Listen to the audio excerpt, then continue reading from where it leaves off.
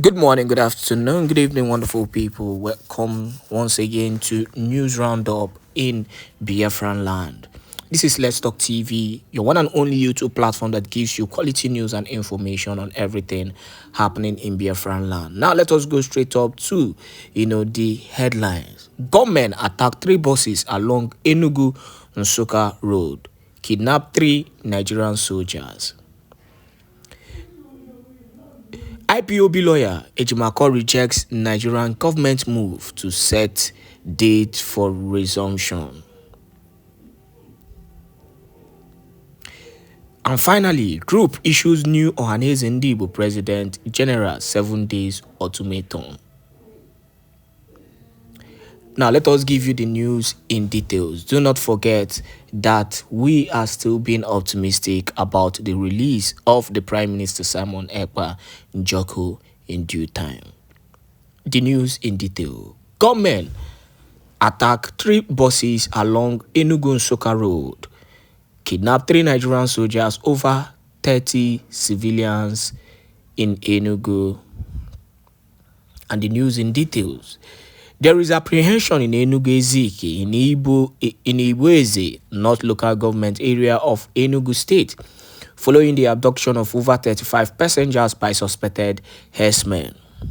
The incident occurred on Thursday, January 9, 2025, along the Enugu Nsukka Road. Three buses were attacked, and initially 4 Nigerian Army personnel were taken, but one PTE Usendu Emediong, however, managed to escape. However, PTE Usoro Ezekiel Paul, Jeremiah Inimbom Thomas, and PTE Victor Ishiet Godwin were taken away with the other passengers. According to an eyewitness, the kidnappers, numbering 17, marched all the passengers into the bush after operating for an hour. Not far from where I'm lodging in my hometown in Enugu Ezike, a 17-member ragtag Fulani herdsmen kidnap gang operated for about 60 minutes on a busy road that links the eastern part of the country to the northern part of the country. The road is bad, he said. They were successfully attacked 3 18-seater buses and kidnapped at least 35 people from these buses forcefully. In the course of moving the victims into the bush, one of them managed to escape. It was when he came out that he narrated how they were kidnapped, and we got to know he is a soldier. He said he and 3 other soldiers were going from Akwa Ibom to Kaduna State in one of the commercial vehicles. Again, yesterday, local hunters, about 3 of them from my village, on their usual routine, encountered the kidnappers in the bush, but had to hide. They heard one of the victims complaining that he couldn't continue walking as he was tired, but guess what? He was shot dead. Hours after, both the local hunters and the military operatives entered the bush and saw the dead body, which was later taken to the morgue. This Sunday morning, a helicopter has been hovering around this town, causing apprehension among villagers, though without any rigid invasion to rescue the victims. I believe the Fulani herders and the victims are not still in the bush. And, before we continue with the rest of the news, I want you to give your own input on these issues, at least this particular news. Now, I want to play a very small part of what Musa said today. Let me tell you that all these things these guys keep on saying are lies. Then later on, we'll have a conversation about this before we continue with the rest of the news. Operations against the Lakurawas in the northwest area, and that now there will be attacks against soft targets. They will always want to do that because they will avoid where they have strongholds and go to weaker areas to do that, to show that they are still relevant, they are still potent. For the withdrawal of the French troops, those are sovereign countries, so I won't decide whether who they want to stay with, who they want to drive away. But the important thing is that they must stand strong. For us in Nigeria, if they fail, there'll be a lot of issues to Nigeria. And that's why we need them to be strong, because every country requires a buffer. We need them to be strong, and that's why whatever it takes, we need to make sure that they are together and they are strong enough to be able to weather the storm, the attacks. If you notice that these attacks come into Nigeria from these neighboring countries, and because the areas are porous, if they're able to secure their own borders, we will not have these attacks into Nigeria. And that's why it's very, very critical.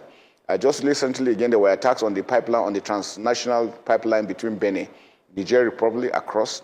It shows that people are trying to sabotage the efforts and trying to deepen the crisis between Nigeria and Niger and others. But we have understood that, and that's why we're working together. All members of the armed forces are still working because we know that it is dangerous to allow us fail. All right, let's continue with the news. IPOB lawyer Aloy Ejimakor rejects Nigerian's government moves to set date for resumption of Nnamdi Kanu's trial. The lead counsel for Nnamdi Kanu, leader of the indigenous people of Biafra IPOB, has rejected the Nigerian's government's move to set a date for the resumption of Kanu's trial. Ejimakor based his rejection on the fact that Justice Binta Nyako of the Abuja Federal High Court entered and enrolled an order recusing herself from Kanu's trial on September 24, 2024. Recall that Kanu had requested Justice Nyako to step down from his trial due to a lack of confidence in her handling of the matter. Following his request, the judge returned Kanu's case file to the Chief Judge of the Federal High Court, Justice John Shohu. However, Justice Shohu sent the case file back to Justice Nyako for the continuation of the trial. Despite this, the prosecuting counsel for the Nigerian government, Adegboyega Awomolo, requested a date to continue Kanu's trial. In a letter addressed to the Deputy Chief Registrar of the Federal High Court and dated December 5, 2024, Awomolo wrote, "We write as prosecuting counsel in the above-named criminal case pending before the Federal High Court number 2. Your record will reveal that the defendant asked His Lordship, the Honorable Justice Binta Nyako, to recuse herself on Tuesday, 24th September 2024. The case file was returned to the Honorable Chief Judge. We were informed that the Honorable Chief Judge had returned the case file for the continuation of trial before His Lordship, the Honorable Justice Binta Nyako. Grateful, may we ask for a date for the continuation of hearing of the criminal charges against the defendant. Thank you for your anticipated cooperation." Rejecting Awomolo's request, Ejimakor stated that the move was fatally misconceived and, if not checked, could mislead Justice Nyako into a path of infamy and unconstitutionality. In a counter letter to the Deputy Chief Registrar, Ejimakor wrote, "This communication pertains to the attached letter by the complainant requesting a date for the continuation of hearing of the criminal charges against the defendant. By this communication, we wish to go on record to inform your good offices that the defendant takes serious exception to the said letter and hereby vigorously objects to the request by the complainant for a date for the continuation of hearing of this criminal case before His Lordship, Honorable Justice Binta Motola Nyako.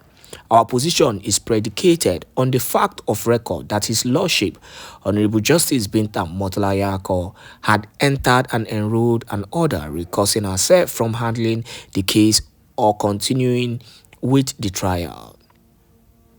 The said order was entered on 24th September 2024 and to date remains extant and subsisting, as it has not been set aside by a subsequent order made by a competent court pursuant to a competent process on notice.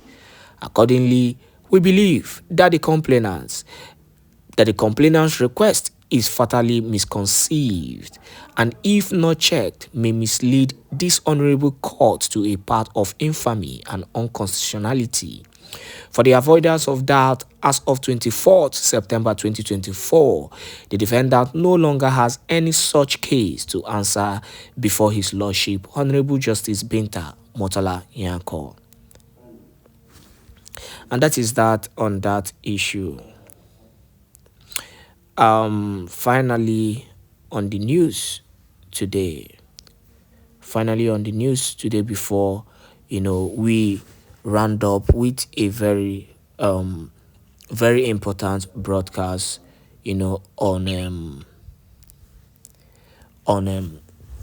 the Prime Minister Simon Ekpa. Tension as bomb explosion rocks Imo State.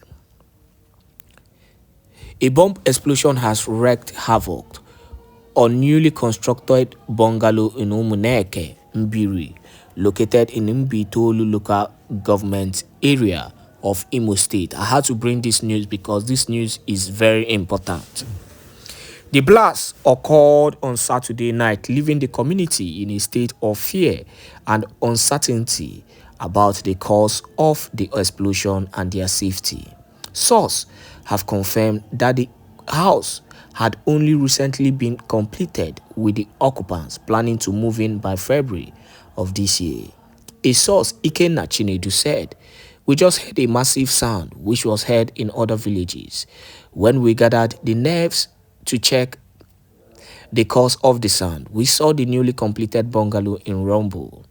The painful part is that the couple worked hard to build their house and plan to move in February. We still don't know what caused the explosion, but it doesn't look ordinary. It looks ordinary." And what I want to say is this, and more have been, a sign that there is an ongoing WAR in Biafraland, and people need to understand this.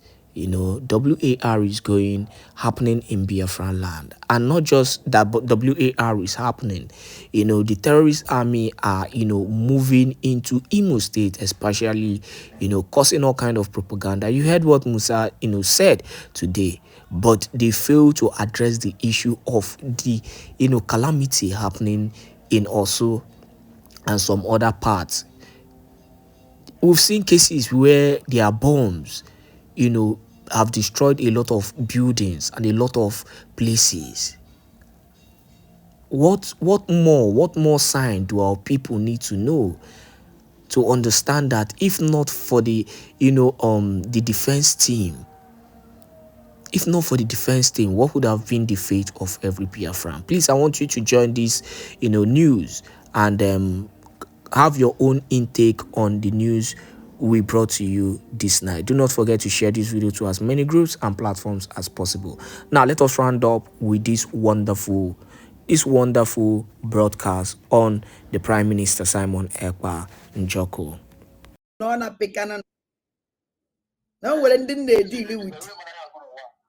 Mana say ya na mo say ya si ni ukwu ogechi pụta ucheche fụta. Ya si n'ukwu uchechi fụta emerie nebe nwaanyị ahụ ncha.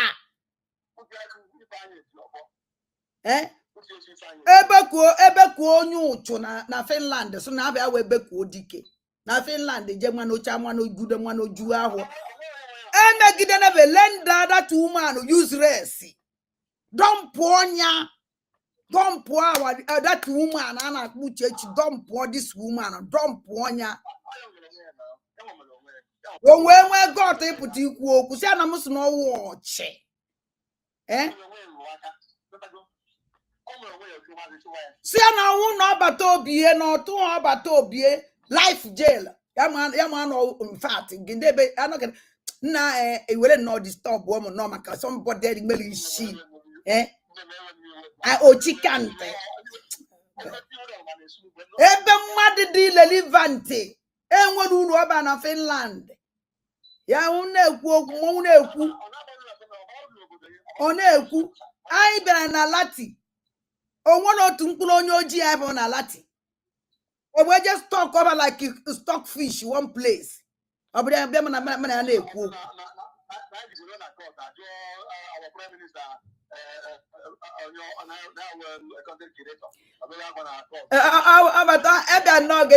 number one over to be a court. Onwebe na this man wo tolo.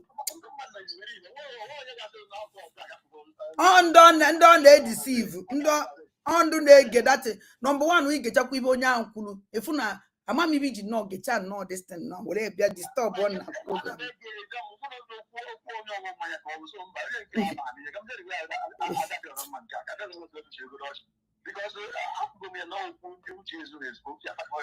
Oh well, I just said dealing we so ya je ezie ya ozi je ezie onya oso no ensa ezie zuru onya unu mala odu ibe asi mekite we no sikwa no na make ozi nru onya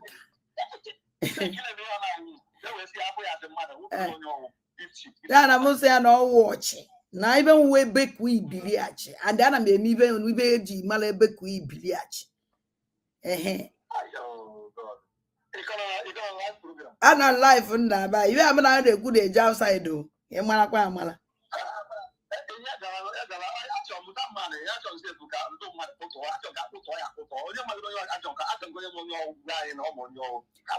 I chọrọ ndị nọ Finland na watch na I chọrọ inwa information about that idiot that no Finland because big bana this is irrelevant man no na gwa anyo this is this school na we be ko dike also na ba Finland I chọrọ ịmụ onye nwa ya ọfụma and I did kwuru ma photo ye that ebe ko dike my picture ya everything about him. We want to know who he is.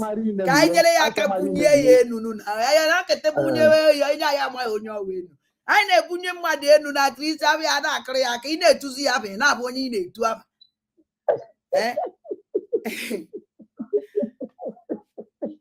Omekwe nọ. Nna biko hapụ onye ụchụ otoro nala n'iyi. Ibe ojije kpa ya aba ebe ahụ ka mbe ya ka ọ dị ya okwu ya enwe isi ọma datara ibe egechana m onye ahụ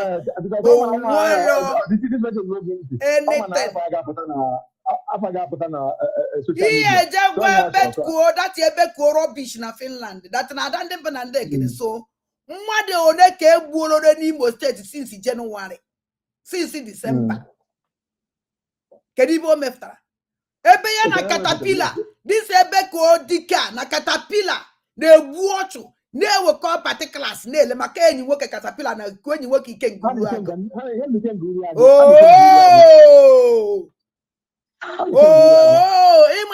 ịma na katapila pụtara nke onye ọna na-anụ katapila onye ọna na-anụ ike nguru aga dọm nwa mere ndị agha so anya ka o ji wee gbapụtakwuo ka ọma na-ada ndị mba na ndị egede ya emekwu aha ya ka o ya wuo onwu wuo a na-anụkwa na o nwere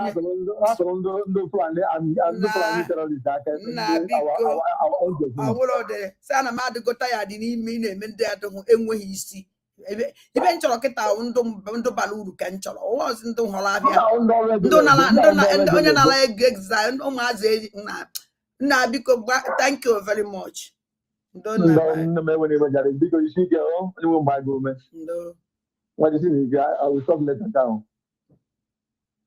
Ụmụnne m unu ewekwe n'iwe n'ihe mmerenụ ewere mana ibe anyị na-eme na-abụ ihe nwa onye anyị na-achụla aja bụ oke nwa unu ewekwe n'iwe na Discord because na ihe niile wee onye aka Chukwu si eme Chukwu na-eji aka ya alụrụ onwe ya ọrụ maybe na Chukwu chọrọ ka anyị kwatụ ka anyị tinyetụ ọnụ ịma akpọrọ m vidio akpọrọ m this guy I don't ka emelu nye 1 minute and see na even aka enwe isi mapụ ya jewalụ so ije collect somebody food useless the whole place na Finland and then na obvia ndị ama na bụ ya natakwa man bi Europe for how many years is it capable ikpo onye ọcha wee naba anyị je mee documentary mana ọlụbeghị uno ka na-echi isi ndị oyi enyi na foundation ya ndị aka gị naba ya na-emekibe anụ na-asị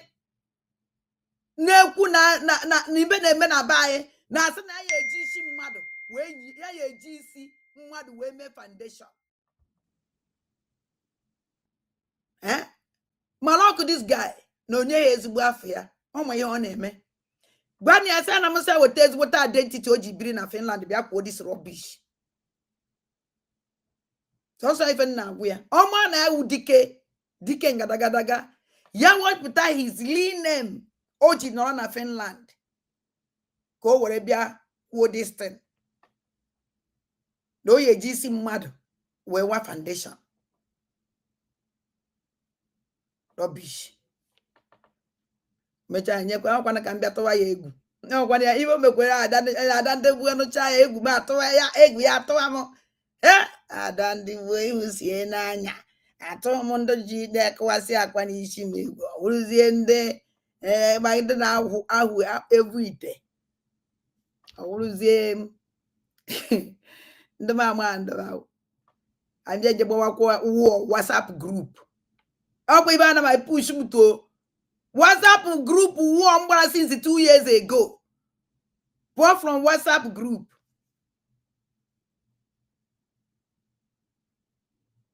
This WhatsApp group 2 years ago.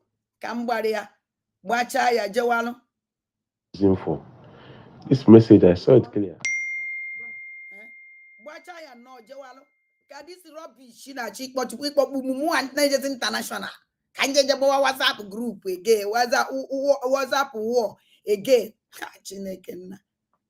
Ụmụnne m kenele nu our chief of staff ka e puzie obi atoka m na oge la enwa ụmụ ndị Igbo ncha and unu echezokwa na our chief of staff na abịa live today by 7 o'clock Biafraland time. Anyị mala kai get to go to no small vibration ya na ọ na-atụ. And pursuant of the issues and principles recited above, do hereby solemnly proclaim that the territory and region under the 40 confederating states of Biafra, together with her continental shelf and territorial waters, shall vibrate, regain her independence and act as an independent sovereign state with the name and title of the United States of Biafra. Yes. You see. You see. Now, ka anyị gaa n'ihe mere na o nwere ife mere na be anyị na Igbo na today. First of all, name this woman after Ifat. Name this woman after Ifat. Odon ka America ka obi. Nelonu this woman anya she's a criminal. This woman be a mepe account when I scam Biafra. Na sisi donate. Onye owu na uzi donation. This woman be a where Biafran struggle where I am a onye owu. We have never seen her in the struggle before. Any na ondo gen kele na ekonuko. Onye owu na ezuzi Biafra oshi. Onye owu na onye na follow this woman be very careful. She's a criminal. Onye oshi ko owu. Onye ona dey very very careful n'ihe now emecha ka post ore yo na mana WhatsApp my post na WhatsApp group post mana this woman jeje mepe ebe a na donate ego were na ekwu na our declaration I declare on 29 is not on 29 no on 2nd of December while na this idiot abịara Finland or no na the agitation. Nobody know her. This woman kicked out by Obatobie. They kicked her out. She's an idiot. Onyo ona nejizi no Biafra ezuoshi. Onye na lo obodo ye chezi boro na alo. Ibo ya no ndo ye na scammers. Oya wa ye juru na this is struggle. This idiot said that ne declare la Biafra ne kuta our COS. They put our chief of staff, our deputy prime minister. Na koya fa ajafa nwanye na akpali nwanye ibie. On da unde mas na ejeje nyo ochiba. Mwana ebechasia na akonwolu mu nwoke da ala kete besesia ebe ba jiri wuru nwoke tizie nke nwanye.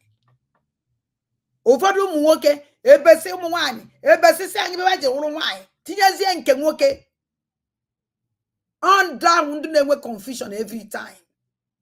So onye ọ na-ama this woman ọ sị na afọ ahụ gịnị dị gwana m ife atụ ka kwado ife atụ ka ọ gịnị dị chere ife atụ onye ọ na-amụ ya nụ because onye ọ na-chọrọ nnọọ onye bata na social media instead o ya build platform ya ji nwa ya build onye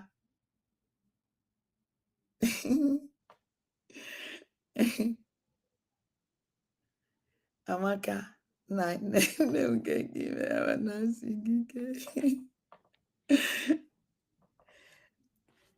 this woman wonyoshi a scam on a scam Biafrans. Me go see you. Somebody not on if I name or Biafra of Finland. Man on America.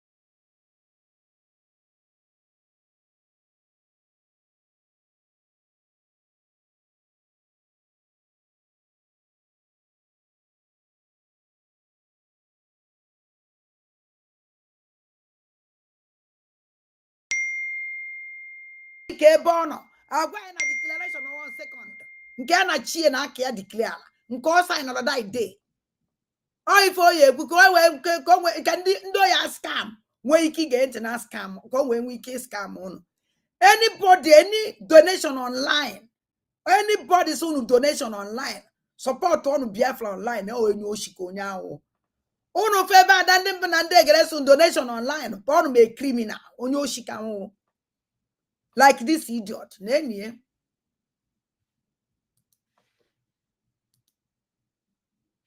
Donate. I want to for this logo. Bawa. Onya wanguye. I want to for this logo. So good donate ye. A Fulani can never. A Fulani woman anyway you can buy Basara Biafra. Always open a each of Biafra and Keta and Kechi. We can put everything by Biafra Bia. Maneti and egogi near him where he see nod. Don't do that. And if I was not chocolate wound, my can do name IOU loan. Do name IOU loan. Can now go kwa. Negeye this woman Emma onye ya ada ezuoshi obio to logo. Tinyelege American logo. If each and all belong, a man will belong anywhere. Oh, the same woman, Biafra APC. Only are the careful with these criminals. Nelu around. Not snatch on the fire scam. Lazy people play a cholo. If I am on email, man, I can say happy computer. Or quaconota, or wapota. Donate ye. He donate here, this woman, she's a criminal. Onyo she call onya make it also. And anybody wanna be an akotalono, this in Jema in Eje, he made in Finland. Be careful on do to again because Ogan killing will many and social Ngalabaya, even after our morning. While no gen kelly, na chego. Shall we defend our land? Yana success. Neje na campo. Amagase. Success in Bono. Oya batalu eba. A woman mazan on that camp. Hijack at the camp. Or you can kill and make it. Ejim the evidence. Abatalu na campo. Ababu boyan on the camp. On the camp. Hijack at the camp. Cause if you want to hijack the camp for. Can I make sure that nobody ya batakwa na that camp again? You to can lend our gallant people now fighting for us. But can I let that useless? On this may will escape. When you send the message. Nekwe ihe a na-eme.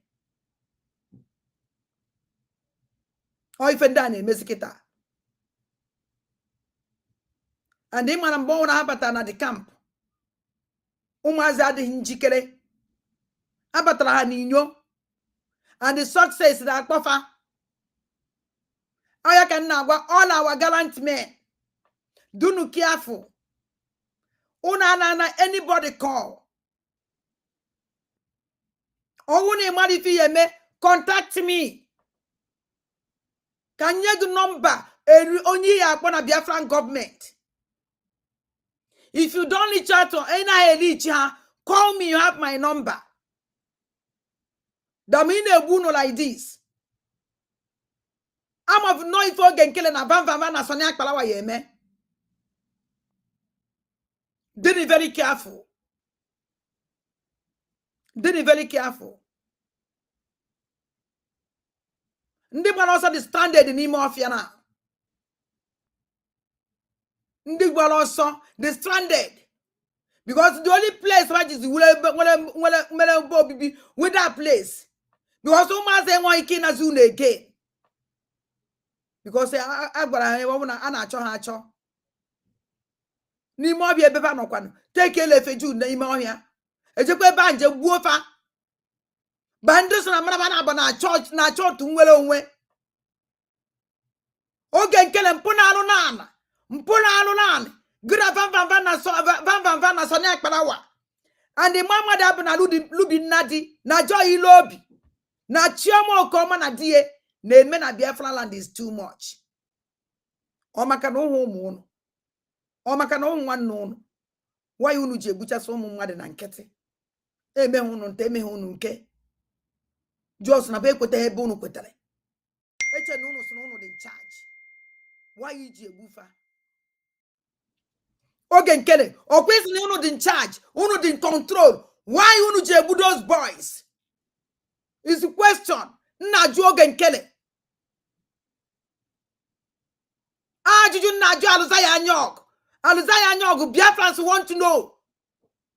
Why ji Anyọgụ ka na-egbuchasị ụmụ mmadụ na nkịtị na? Agency is in charge of them. Agency is not going to have control. Agency will take care of them.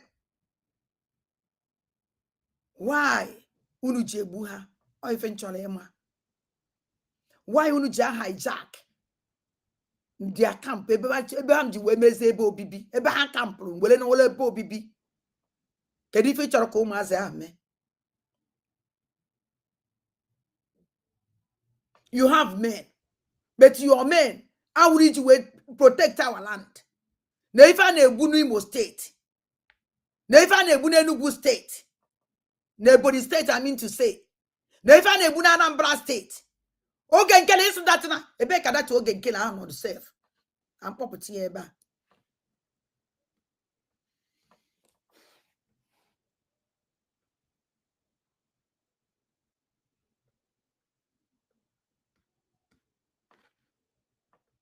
Onwere picture nke nji. Father, amara m ife m emeji save that picture. Ebe oge nkele na ema mmadu abụ vancha niile ma success. Nwere onye ji that picture. So, about this woman nna egosi unu. After we fat. Onye ọwụna the very careful about this criminal. Onye awo onye oshiko. Then very, very careful. Onye anọ na Biafra agitation. Onye nwe ibe gbasa with Biafra agitation. Nọkete ton uzie wolozie Biafra, wolozie Biafra. Agitate weze for Biafra. Defend the way something also in Jena, Finland.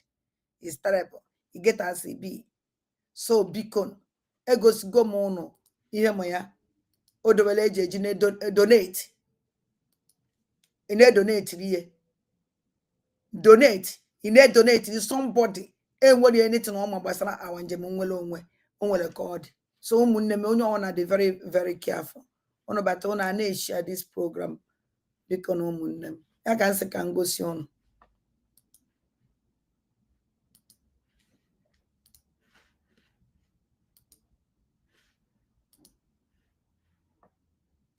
Honorable. Shut up. I don't know your stupid honorable. 419 honorable.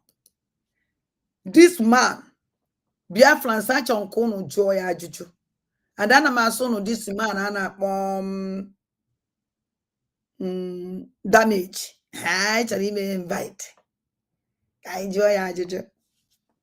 Abia program madan dem banande kede. Kai da root onya. Iman onwere kai si ada root ndot. I had that root over. But on this man. Say ya possible our boys. Ya possible our men. Ya possible our men. Us now in charge of them. Tuan ego.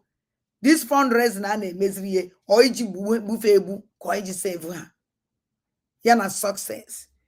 I want a picture even for yana success. I mention in a by the kede that picture.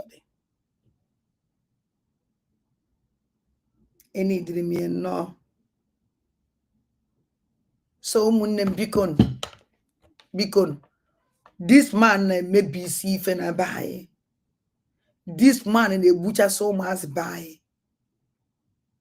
Noni morphia. Balanje also bani morphia for lefe Jew. They are not as again. This man is not in charge of them. This man is not to take good care of them. Here this man in the Moa Banyana their camp. Or butcher siafa. Hijack at the camp. Yeah, I hear this man name. Okay, I don't understand what is going on. I don't understand the kind of evil these people there. It made me understand. Okay, Nkele may give up with you, go too much. Was any stop or enough is enough for this rubbish. One day working in America, one day in America, all his family in America. This guy had their care. And also going to have a billion property in the Biafraland.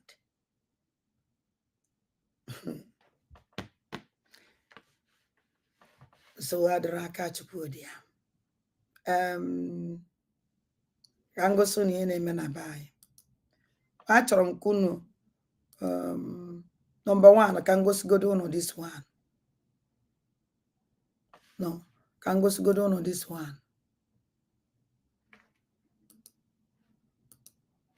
Praise God. It's a non-savory. Okay. And then and then child. I'm going to need them and buy.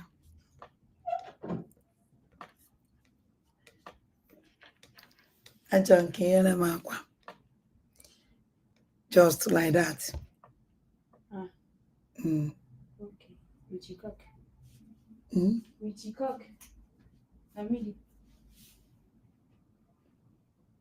That's let me see a lot of more like that.